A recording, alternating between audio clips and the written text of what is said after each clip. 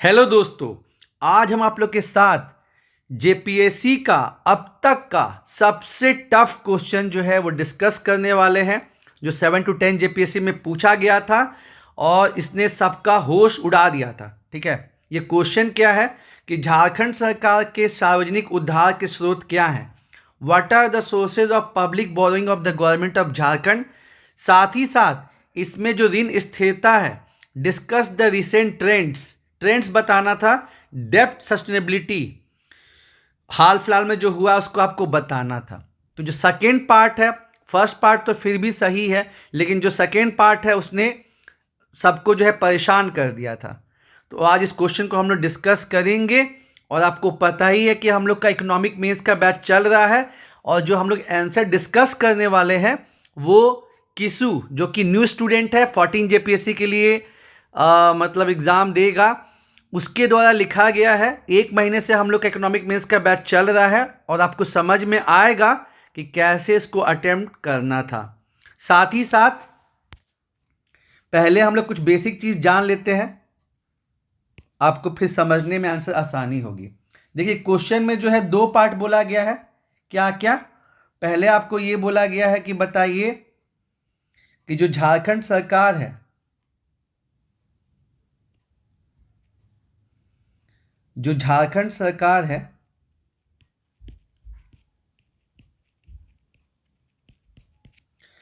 उसका सोर्स क्या है, जो वो कर्ज लेता है ना, सार्वजनिक ऋण जो लेता है। क्वेश्चन को आपको थोड़ा ब्रेक कर दे रहे हैं। इसका सोर्स क्या है, फर्स्ट पार्ट में पूछा गया है, कहाँ कहाँ से जो है इसको ऋण मिलता है। और दूसरा पार्ट, जो आपका ऋण स्थिरता है, डेप्ट आपका सस्टेनेबल है कि नहीं, उसके जो संकेतक है, इंडिकेटर्स, उसको बताइए। ठीक है, तो सबसे पहले आपको हम ये टर्म समझाना चाहेंगे जिसका नाम क्या है, डेट सस्टेनेबिलिटी। इसका मतलब क्या होता है, तभी आपको दोस्तों समझ में आएगा। क्यों मैंने कहा कि ये अभी तक का जेपीएससी का जितना भी एग्ज़ाम हुआ है उसका सबसे टफ क्वेश्चन है। मैं एक एग्जांपल देता हूं कि किसी एक इंसान है ए, इसका जो इनकम है मान के चले कि महीने में 30,000 रुपये है, और 2 अलग अलग सिनेरियो बताते हैं। पहले सिनेरियो में इसने जो है वो कर्ज लिया है 8,000 रुपये का, और दूसरे में कर्ज ले लिया है 26,000 रुपये का। तो देखिए, 30,000 अपना अगर इनकम है तो अपने कुछ व्यय भी है, खर्च पहले से हुआ ही है, और यहाँ पे अगर ये 8,000 रुपये का कर्ज लेता है, ठीक है, तो ये मैनेजेबल है, मैनेज किया जा सकता है। लेकिन 30,000 इनकम ही है और लोन ले लिया है कर्जा 26,000 रुपये का, तो फिर ये कर्जा जो है चलते रहेगा और एक डेब्ट ट्रैप हो जाएगा। इंसान ए जो है वो कर्ज के चक्रव्यूह में फंस जाएगा। ठीक है ना। तो जब आपका 8,000 रुपये है तो यहाँ पे ऋण आपका जो है सस्टेनेबल है, लेकिन जब आपका 26,000 है तो ये आपका सस्टेनेबल नहीं है। ठीक है, तो इसी चीज़ को हम लोग राज के कॉन्टेक्स्ट में समझेंगे। ठीक है, और एक चीज़ देखिए कि हम राज की या देश की बात करें तो आपको पता है कि 2 चीज़ होता है, कि एक जो आपका इनकम आता है और एक जो आपका खर्च होता है। तो जो आपके पास आता है उसको हम क्या बोलते हैं, प्राप्ति, रिसिप्ट बोलते हैं। ठीक है, और जो आपका खर्च होता है ये रिसिप्ट है, और जो आपका खर्च होता है वो क्या होता है, व्यय, एक्सपेंडिचर। नीचे डिस्क्रिप्शन में हमने बजट का जो इंपॉर्टेंट 2 पार्ट है उसको अच्छे से समझाया, उसको आप पहले जरूर से देखिएगा, तब इसको जो है आपको समझ में और आसानी होगी। तो देखिए, सरकार को कब ऋण लेना पड़ता है, आपको पता ही है कि भारत देश भी विकासशील देश है, और साथ ही साथ जो इसके राज्य हैं, खासकर जो पूर्वी राज्य हैं, झारखंड, बिहार, उड़ीसा, ये सब का तो बहुत हालत ख़राब है। तो जितना प्राप्ति होता नहीं है उससे ज़्यादा जो है खर्च होता है, और इस वजह से क्या हो जाता है, इस वजह से जो है कर्जा लेना पड़ता है, डेप्ट जो है वो लेना पड़ता है। हालांकि अपना झारखंड का एक चीज़ बढ़िया है कि जैसे हम रिसिप्ट में देखेंगे ना कि रिसिप्ट और एक्सपेंडिचर जैसे दोनों दो टाइप का होता है ना। जैसे जब आप बजट अभी हम लोग डिस्कस करेंगे तो उसमें क्या है कि दोनों जो है आपका दो टाइप का रहता है। ये थोड़ा बेसिक आपको बता दो, आपको फिर आंसर में आसानी होगा कि जो आपका प्राप्ति है रिसिप्ट, ये भी दो टाइप का होता है।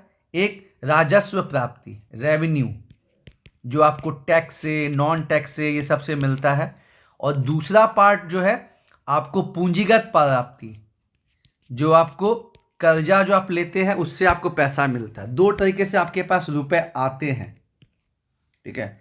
और जो खर्चा होता है एक्सपेंडिचर, जो आपका व्यय है, ये भी दो प्रकार का होता है। एक मतलब जो पूंजीगत कैपिटल एक्सपेंडिचर है, पूंजीगत व्यय, जो जमीन लेने में, बिल्डिंग खरीदने में, कुछ बनाने में, उसमें प्रोडक्टिव काम में लगता है, वो पूंजीगत व्यय है आपका अब पूंजी निर्माण में, ठीक है।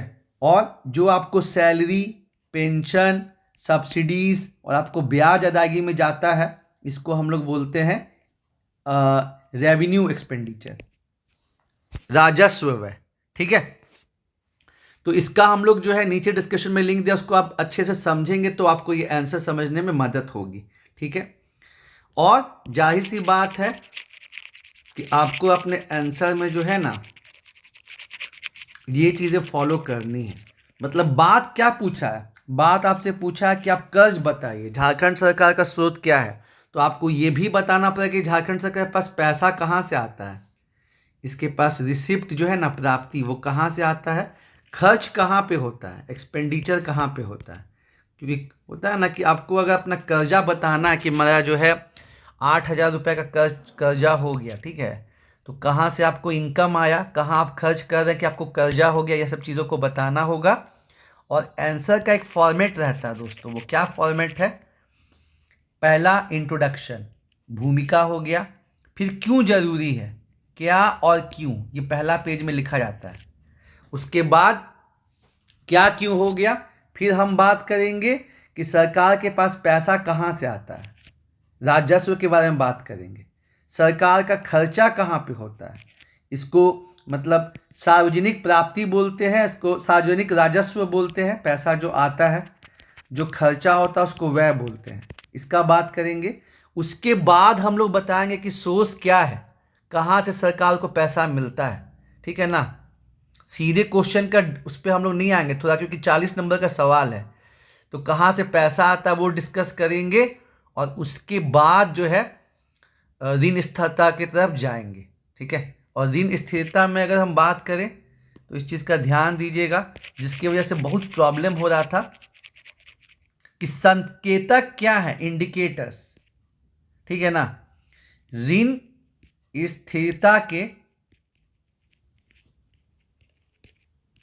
संकेतक क्या है, इंडिकेटर, तो ध्यान रखिएगा। एक कंसेप्ट है IRGD, इसके बीच का डिफरेंस, मतलब जिस दर पे सरकार जो है इंटरेस्ट लेती है, मतलब अपना ब्याज का अदायगी करती है, इंटरेस्ट लेती है, सॉरी, जिस पे उसको मतलब इंटरेस्ट मिलता है, और जो उसका ग्रोथ है, विकास दर, दोनों के बीच का डिफरेंस क्या है। एग्जाम्पल, अगर वो 6% के इंटरेस्ट पे ब्याज लेती है, ठीक, मतलब लोन लेती है, ठीक है ना, और अगर उसका ग्रोथ 12% है, तो यहाँ पे निगेटिव आएगा। इसका मतलब आपका जो ऋण है वो स्टेबल है, ऋण स्थिरता है इसमें। लेकिन जैसे कोविड के बाद, मतलब कोविड के अगले ही साल हो गया था कि ग्रोथ जो है आपका एकदम, इंडिया का तो निगेटिव में चल गया था, झारखंड का 1% के आसपास हो गया था, और लोन बहुत बढ़ गया था, ठीक है, तो कर्जा आपको मतलब ज़्यादा लेना पड़ा था। तो इस केस में पॉजिटिव आया था, ठीक है। यहीं पे सबसे ज़्यादा जो है प्रॉब्लम अराइज हुआ था। तो ये एक बहुत इंपॉर्टेंट कंसेप्ट है कि डिफरेंस क्या है इंटरेस्ट रेट में और ग्रोथ डिफरेंशियल में। दूसरा इंपॉर्टेंट कंपोनेंट, ये तो काफ़ी आसान है, जो हम लोग राजकोषीय घाटा देखते हैं कि सरकार अलग अलग टाइम पे, जैसे केंद्र सरकार बोली कि राज्यों का राजकोषीय घाटा 3% से नहीं है, और झारखंड जो है वो तो 2% से कम का टारगेट रखा। फिर आपका है कि जैसे सरकार को जो रुपया आते हैं वो कहाँ कहाँ आते हैं, राजस्व प्राप्ति में, चाहे वो टैक्स हो चाहे वो नॉन टैक्स हो। और यही रुपया से सरकार जो है अलग अलग जो है व्यय करती है, पेमेंट करती है। राजस्व व्यय जो आपको सैलरी में जाता है, पेंशन में जाता है, सब्सिडीज में जाता है, इंटरेस्ट पेमेंट में जाता है। तो एक और जो इम्पॉर्टेंट इंडिकेटर ये है कि जो इंटरेस्ट पेमेंट है, जो ब्याज की अदायगी है, और जो आपका राजस्व प्राप्ति है, ये रेशियो भी जो है दोस्तों कम होना चाहिए, तभी तो सरकार के पास पैसा बचेगा कुछ और काम के लिए। तो ये 3 इंपॉर्टेंट इंडिकेटर हो गए। और चौथा जो है कि आपका जितना बोलते ना चादर है उतना में आपको पैर फैलाना है। तो जीएसडीपी के कंपैरिजन में आपका डेप्ट कितना है, आपका कर्जा कितना है, ये 4 इंपॉर्टेंट इंडिकेटर हैं जिसका जो है आपको बताना है। और इसी को समझने में जो है पहला पार्ट तो दिक्कत नहीं हुआ था, लेकिन वही आपको जो बोले ना कि जो डेप्ट सस्टेनेबिलिटी है,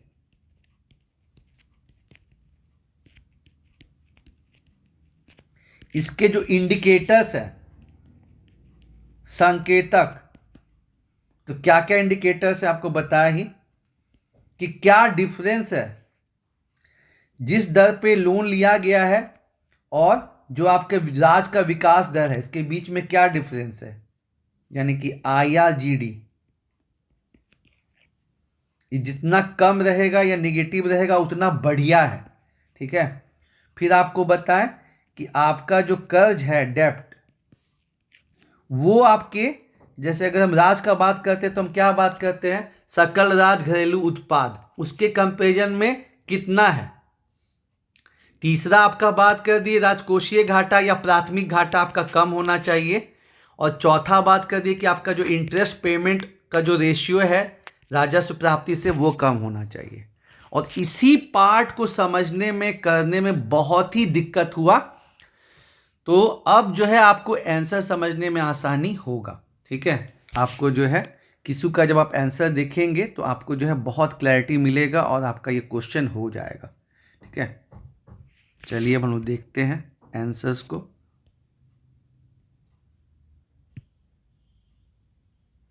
अब ये देखिए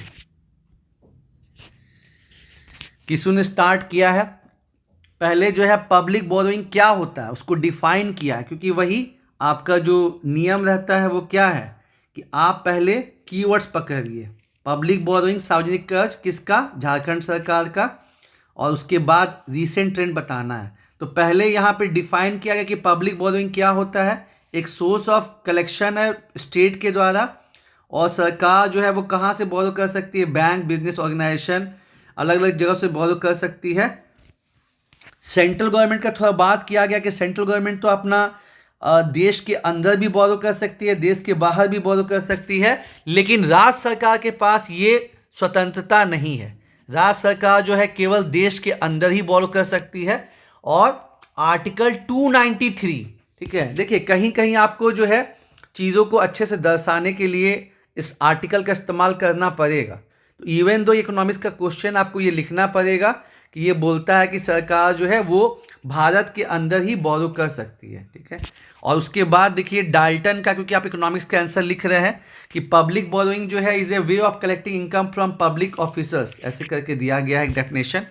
अब इसका मकसद क्या रहता है, जैसे क्या हो गया, क्या के बाद क्यों, तो इकोनॉमिक स्टेबिलिटी, सरकार का मतलब स्थिरता रखना है, विकास के लिए, आर्थिक विकास के लिए, बजट डेफिसिट को पूरा करने के लिए, नौकरी जनरेट करने के लिए, मतलब वही जो सामाजिक कल्याण का काम है उसको करने के लिए, असमानता घटाने के लिए, और रिसोर्स एलोकेशन करने के लिए, सब अलग अलग मकसद हैं। 3-4 भी लिख दीजिएगा तो काम हो गया। तो इंट्रोडक्शन में हमने क्या देख लिया, क्या और क्यों। ठीक है। अब आगे बढ़ते हैं हम लोग। एक मिनट।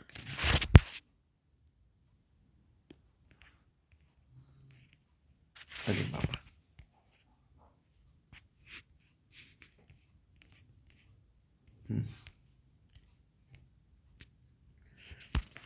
अब यहाँ पे बताया गया है कि जो झारखंड सरकार का बजट था वो 6,000 करोड़ था जब झारखंड सरकार बनी थी, और अब देखिए ये बढ़ के कितना हो गया है, 1.45 लाख करोड़। जैसे कि मैंने बताया कि अगर आप कर्ज के बारे में बता रहे हैं, डेब्ट के बारे में, तो आपको ये बताना है कि आपके पास रुपए कहाँ से आते हैं, आपका खर्च कहाँ से होता है। ठीक है, क्योंकि ये 40 नंबर का सवाल है ना, तो आपको बताना ही होगा। तो देखिए, जो प्राप्ति है, जैसे मैंने आपको बताया, सरकार की जो प्राप्ति है वो दो टाइप की होती है। एक आपका होता है राजस्व प्राप्ति और एक होता है पूंजीगत प्राप्ति। तो राजस्व प्राप्ति 86% है और जो आपका पूंजीगत प्राप्ति है वो 14% है। क्योंकि इकोनॉमिक्स है तो आपको डेटा से प्यार करना ही पड़ेगा, आपको पसंद हो या नहीं हो। और ये राजस्व प्राप्ति में आपको जो है टैक्स से 56%, जिसमें सेंट्रल गवर्नमेंट से 32%, अपना रेवेन्यू 24%, नॉन टैक्स से जो सरकार मतलब फाइन लेती है, जो फीस लेती है, जो सेवाएं प्रदान करती है, उससे जो है उसको आता है नॉन टैक्स में। साथ ही साथ जो सरकार को, झारखंड सरकार को अनुदान मिलता है केंद्र सरकार से, तो उससे आता है आपको 11% और 17% जो है अपना ये। ठीक, और इस बार का जो अनुमानित कितना है 1.25 लाख करोड़ है। ठीक है, और खास बात आपको क्या मतलब यहाँ करना है कि जो झारखंड सरकार है इसको हमेशा रेवेन्यू सरप्लस होता है। मतलब जितनी इसको राजस्व प्राप्ति होती है और जितना इसका खर्च होता है, तो हमेशा इसको प्राप्ति जो है वो ज़्यादा होती है इस मैटर में। जैसे 2025-26 के लिए 3.7% जो है रहने का अनुमान है। ठीक है, थोड़ा सा टफ लगेगा, जो लोग का इकोनॉमिक का बैकग्राउंड नहीं है उसको, उनको जो है ये टफ लगेगा, लेकिन ये मतलब एकदम कोर ऑफ द कोर है चीज़। अब इसमें क्या बोला गया है कि जो स्टेट का अपना फंड है वो बहुत तेज़ी के साथ बढ़ा है इन कंपेरिजन टू सेंटर से जो मिलता है। अब यहाँ पे बताया गया कि capital receipt, recovery of loan से 0.7% है, जो पब्लिक डेप्ट है वो 13.76% है, और कितने के बराबर है 20,000 करोड़, जिसमें ये सारी चीज़ें आती हैं। अब ये हो गया। उसके बाद गवर्नमेंट ऑफ इंडिया का जो खर्च होता है वो आपको बताना है, मतलब इंडिया नहीं, झारखंड का। पहले हमने बात कर लिया राजस्व के बारे में, अब हम लोग बात करेंगे एक्सपेंडिचर के बारे में। तो अगेन जो राजस्व साइड है उसी में ज़्यादा खर्च होने को है और कैपिटल में कम होता है। यहाँ पे बताया गया है कि मतलब 10% के रेट जो है ग्रोथ हुआ है इतने में, और जो सबसे ज़्यादा खर्चा इस बार अनुमानित है वो सामाजिक कल्याण पे है, फिर शिक्षा पे है, फिर पंचायती राज पे है। ठीक है, और अगर आप बार ग्राफ ये सब कुछ बना देते हैं तब तो फिर बात ही अलग हो जाएगा। और जैसे मैंने बताया कि कोविड के आने के पहले तो मतलब मैक्सिमम खर्चा जो है वो रेवेन्यू एक्सपेंडिचर का था और कैपिटल एक्सपेंडिचर यानी कि पूंजीगत व्यय बहुत कम था। लेकिन कोविड के बाद जो है वो सिचुएशन चेंज हो रहा है, क्योंकि मैंने आपको बताया ना कि जो रेवेन्यू एक्सपेंडिचर है वो कहाँ पे जाता है, सैलरी वेतन देने में, पेंशन देने में, सब्सिडी देने में। ठीक है, और आपका जो है इंटरेस्ट पेमेंट में जाता है। जबकि कैपिटल एक्सपेंडिचर जो है पूंजीगत व्यय, ये बहुत ज़्यादा प्रोडक्टिव काम में होता है। तो अब कोविड के बाद ये बदलाव जो है वो केंद्र सरकार में भी देखा गया और उसके बाद राज्य सरकार में भी देखा गया। तो देखिए अब कैसे ये 80% से घट के 70% हो गया है और ये लगभग 29% के आसपास हो गया है। इसमें यह भी बताया गया कि कैपिटल एक्सपेंडिचर बढ़ रहा है और क्वालिटी ऑफ एक्सपेंडिचर जो है वह उसको भी बढ़ रहा है। अब यहाँ पे जो पूछा गया था ना कि सरकार कहाँ से बोरो करती है, तो जैसे आपको पता है कि सरकार को जो भी रुपए आते हैं वो किस में जाता है, संचित निधि में, और उसके बदले सरकार को लोन मिलता है। तो ये सबसे बड़ा सोर्स है लोन का। आप देख सकते हैं कितना अच्छे से डायग्राम यहाँ पे बनाया गया है। उसके बाद जो भारत सरकार से मिलता है वो फिर आरबीआई, और उसके बाद जो है जीपीएफ प्रोविडेंट फंड, ऐसे करके मतलब दिखाया गया है कि कहाँ कहाँ से कैसे कैसे जो है सोर्स ऑफ जो पूछा गया है ना, ये आप 2 साल का भी दिखा देंगे तो सफिशिएंट है। क्यों मैं आपको बार बार बोल रहा हूँ कि ये बहुत ही टफ क्वेश्चन है, ठीक ना। ये सब मेन सोर्स है, डिपॉजिट, बोरोइंग फ्रॉम आरबीआई और गवर्नमेंट ऑफ इंडिया, यही सब मिला के 90% हो जाएगा, क्योंकि लगभग आपको 60% तो यही है। फिर अभी जो आरबीआई है ये भी वो जो है, जब से कोविड के बाद केंद्र सरकार ने 50 साल के लिए इंटरेस्ट फ्री स्पेशल लोन का प्रावधान किया है। तो आरबीआई का लोन इधर हाल फिलहाल में बहुत बढ़ा है। गवर्नमेंट ऑफ इंडिया हो गई, ठीक है, और उसके बाद आपका प्रोविडेंट फंड, रिजर्व फंड, ये सब करके नेगोशिएटेड लोन यहाँ पे जो है इसको ऐसे दिखा दिया गया। और ये डायग्राम जो है कहाँ से लिया गया है? झारखंड इकोनॉमिक सर्वे से। इस बार का जो दोस्तों जो झारखंड आर्थिक सर्वेक्षण है बहुत ज़बरदस्त है, बहुत ज़बरदस्त। और फिर ये बता दिया गया है कि जो टोटल लायबिलिटी है, मतलब पहले बार 2020-21 में हुआ था कि झारखंड सरकार का जो लायबिलिटी है वो 1 लाख करोड़ क्रॉस किया था, और अभी वो बढ़ के इतना हो गया है। इसमें जैसे मैंने आपको बताया कि स्टेट का जो अपना डिपॉजिट है आरबीआई और नेगोशिएटेड लोन यही मिला के 90% हो जाता है। और आरबीआई से कब बढ़ा है? वही 50 साल का जब फ्री किया गया है इंटरेस्ट फ्री लोन कोविड के बाद, तो उसको किया गया है। अब देखिए जो डेफिसिट पोजीशन है, अब जैसे इंडिकेटर्स हम दिखाना स्टार्ट कर रहे हैं, तो यहाँ पे राजस्व घाटा में मैंने आपको बताया ना कि ये माइनस है, मतलब खराब नहीं है। इसका मतलब वही है कि राजस्व में जो है वो कमी नहीं आती है, क्योंकि जो आपका रेवेन्यू एक्सपेंडिचर है, राजस्व व्यय, इससे ज़्यादा जो है राजस्व प्राप्ति है। इसी वजह से ये निगेटिव में मतलब रहता है। और 2023-24 में 2.4 और जो है 24-25 में 3.7 रहने का उम्मीद है। जो राजकोषीय घाटा है वो बाकी राज्यों के लिए 3% होना चाहिए, लेकिन झारखंड तो 2 से भी नीचे जो है मेंटेन कर रहा है। बहुत ज़बरदस्त परफॉर्मेंस जो है राजकोषीय घाटा में है। और जब भी हम डेप्ट का बात करते हैं तो यहाँ पे आता है एफआरबीएम लिमिट, क्योंकि जो केंद्र सरकार है, जब राजकोषीय घाटा बहुत ज़्यादा बढ़ने लगा था और आपका जो है राजस्व घाटा बहुत बढ़ने लगा था, तो 2003 में एक अधिनियम लाई थी जो कि 2004 से लागू हुआ कि हमको 2009 तक जो है राजस्व घाटा को ख़त्म करना है, राजकोषीय घाटा को कम करना है, लेकिन वो अचीव नहीं हो पाया था। फिर बाद में एफआरबीएम 2 आया था, एफआरबीएम 2.0। तो इसमें राज्यों को 3% से अंदर जो है वो रखने के लिए बोला गया, ठीक है। ये देखिए प्राइमरी डेफिशिएट भी एक इंपॉर्टेंट इंडिकेटर है। जो आपका राजकोषीय घाटा होता है ना दोस्तों, ये क्या होता है राजकोषीय घाटा? हमेशा जो ये न्यूज़ में चलता है, क्योंकि सरकार जो पूरा कुल जो इसका व्यय होता है, कुल व्यय का मतलब जो भी पूंजीगत व्यय है और जो भी राजस्व व्यय है, इसमें से माइनस करते हैं कितना इनकम हो रहा है, ठीक है, कितना खर्चा, उसमें से कितना इनकम, राजस्व प्राप्ति, कैपिटल जो है प्राप्ति, दोनों को कर देते हैं। बस इसमें क्या एक्सक्लूड कर देते हैं? जो सरकार लोन लेती है, बोरोइंग्स को एक्सक्लूड कर देते हैं। तो ये मतलब इकोनॉमी का दिखाता कंडीशन कि कैसा जो है इकोनॉमी है। और जब आप राजकोषीय घाटा में से इंटरेस्ट पेमेंट, ब्याज की अदायगी को माइनस कर देंगे तो आपको मिलेगा प्राथमिक घाटा। तो प्राथमिक घाटा भी बहुत बढ़िया इंडिकेटर है ऋण स्थिरता का, और ये सरप्लस में होना चाहिए।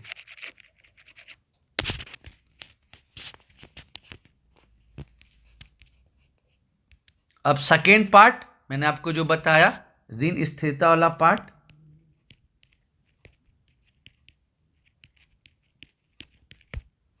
तो पहले तो बता दें कि अगर मेरा जीएसडीपी के मुकाबले, मतलब होता है ना कि जितना मेरा मतलब सकल राज्य घरेलू उत्पाद है उसके कंपैरिजन में मेरा जो कर्जा कम रहेगा, तो ये दिखाता है कि इकोनॉमी के पास सफिशिएंट कैपेसिटी है कि अपना डेप्ट आराम से पे कर सकता है। नहीं तो फिर कर्जा पे कर्जा, कर्जा पे कर्जा, डेप्ट ट्रैप्ट हो जाएगा, डेप्ट ट्रैप, कर्जे के चक्रव्यूह में फंस जाएगा।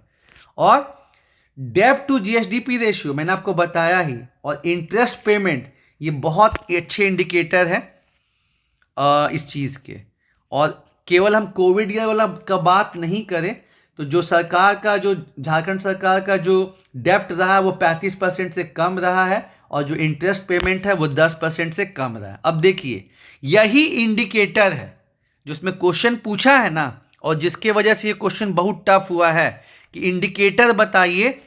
तो ये देखिए इंडिकेट मतलब किया गया। आप 4 साल का भी बताएंगे तो काम चल जाएगा। कि पहले देखिए जीएसडीपी के मुकाबले में जो आपका कर्जा है वो 30.4% था, कोविड के समय पे बढ़ गया 36.8, फिर घटा 30.2, फिर 28.4, फिर अभी भी 27% के रेंज में है। तो ये ट्रेंड दिखा रहा है। इसको ध्यान में रखना बहुत बहुत मुश्किल है, क्योंकि एग्जामिनेशन का प्रेशर आप जानते ही हैं। और यही कारण रहा कि मात्र मतलब हमको लगता है कि मेरे दोस्त यार में जो है 50 लोगों ने अगर एग्ज़ाम दिया था 7 to 10 जेपीएससी का, तो उसमें से मुश्किल से 2 या 3 लोग जो है वही अटेम्प्ट कर पाए थे। अब यहाँ इंटरेस्ट पेमेंट का रेशियो जो है कि इंटरेस्ट पेमेंट आप क्या कहते हैं उसका परसेंटेज, तो ये कोविड के समय पे थोड़ा बढ़ा था, फिर घटा, फिर घटा, फिर घटा।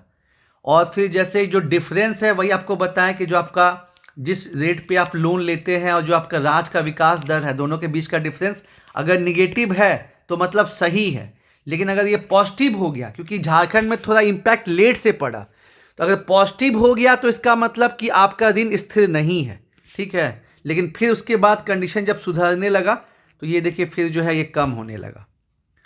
तो यही जो है इंडिकेटर है जिसमें आपको पूछा गया है ना कि आप ट्रेंड को बताइए, जो ऋण स्थिरता के संकेतक हैं उनके पैटर्न को बताइए, ट्रेंड को बताइए। और ये याद करना, फिर उसको एग्जामिनेशन हॉल में लिख देना अपने आप में जो है बहुत टफ है। लेकिन अगर आप 4 साल का भी कर लेते हैं तो बात बन जाएगा। लेकिन है ये क्वेश्चन जो है टफेस्ट में काउंट इसीलिए वजह से होता है।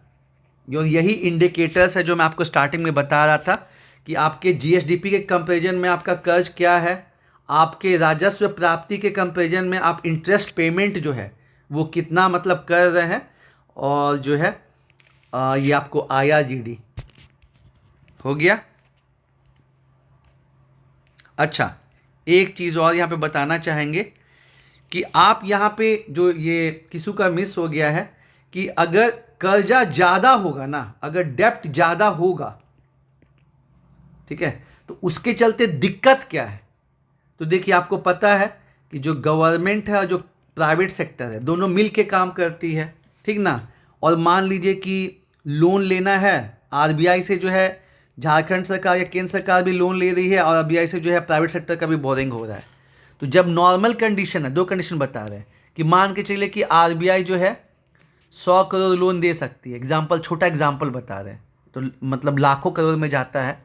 तो जब नॉर्मल कंडीशन है तो गवर्नमेंट ले रही है 30 करोड़ और प्राइवेट सेक्टर ले रही है 70 करोड़, क्योंकि एलपीजी के बाद जब आपका निजीकरण, उदारीकरण, वैश्वीकरण हो गया तो गवर्नमेंट सेक्टर धीरे धीरे पीछे हटने लगी, प्राइवेट सेक्टर का रोल बढ़ने लगा।